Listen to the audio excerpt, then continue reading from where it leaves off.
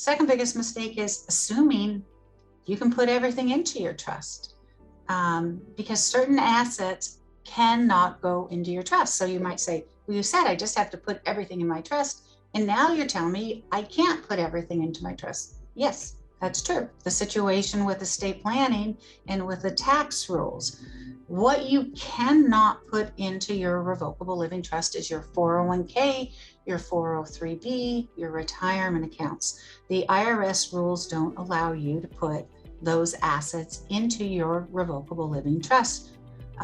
There are ways that people create trusts to specifically hold retirement accounts, but again, we are talking about the simple standard revocable living trust. So you cannot put certain assets in your retirement account. Might be your biggest asset. And so you might be thinking, okay, well, my revocable living trust has effect over my retirement account, and then you'd be surprised to learn, no, it doesn't. So what do you do then with a retirement account if you learn I can't put it into my trust? You have to make sure that your retirement account has on it beneficiary designations. And your beneficiary designations on your retirement account likely will pay to people and not to a trust. And so here's a reason why. Remember, I mentioned that a lot of the reasons you can't put a retirement account into your revocable living trust is the IRS rules. Well, think of the IRS rules and how they impact your retirement account. If you're age 72, you know you are taking required minimum distributions out of your retirement account because the IRS wants you to take that money out, because once you take that money out, then you're going to be paying taxes on it. And the IRS wants to be paid taxes. Well, when somebody inherits your retirement account from you, they also need to pay taxes. But there's a different period of time over which people need to take out the money from an inherited retirement account, depending on who they are. So for example, if your spouse gets your retirement account, they take out their RMDs over their life expectancy.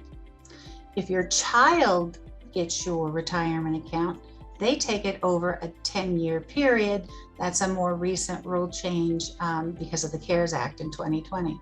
If you pay your retirement account to a trust, the general rule, or to an estate, is that it's a 5-year period for required minimum distributions.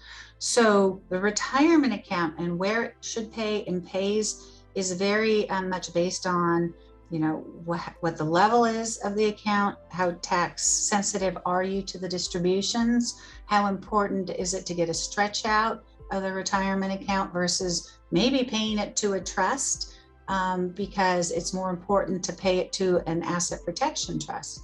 All of that was a lot of lingo about your retirement account is a complicated asset. You likely will want to get guidance about where it should pay, but just keep in mind, it will not fund your trust. So don't assume that you can put it into your trust.